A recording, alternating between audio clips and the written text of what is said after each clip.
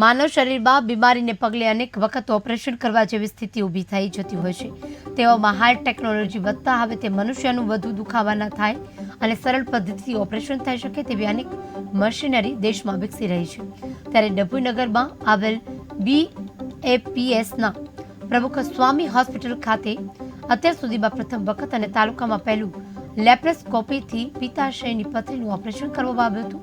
એક દર્દી ઉષાબેને છેલ્લા ઘણા સમયથી પિત્તાશયની પથરીથી પીડાતા હતા। ડભોઈ પ્રમુખ સ્વામી હોસ્પિટલના તબીબ આશીષ પટેલની સાથે સારવાર દરમિયાન પ્રથમ સોનોગ્રાફી કરી પથરીની માહિતી મેળવી લેપ્રોસ્કોપી સફળ ઓપરેશન કરવામાં આવ્યું હતું અને દર્દીને દુખાવામાંથી છુટકારો મળી દર્દીના પરિવારજનોમાં પણ ખુશીની લહેર છવાઈ હતી।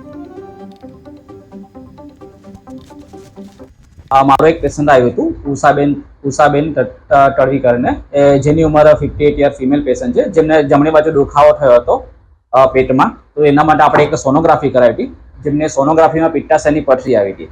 પિત્તાશયની પથરીનું ઓપરેશન આપણે દૂરબીનને એમને સલાહ આપી હતી અને દૂરબીનનું ઓપરેશન આપણે કર્યું છે, જે આખા ડભોઈ વિસ્તારમાં સૌપ્રથમ ઓપરેશન થયું છે દૂરબીનથી, જે આપણી BAPS હોસ્પિટલમાં થયું છે। દૂરબીનથી ઓપરેશન એટલા ફાયદા થાય કે પેશન્ટ બીજા દિવસે ઘરે જઈ શકે છે, દુખાવો થતો નથી અને મોટા ઓપરેશનના ચીરા લાગે। મારો એક પેશન્ટ આવ્યું હતું ઉષાબેન તડવી કરીને,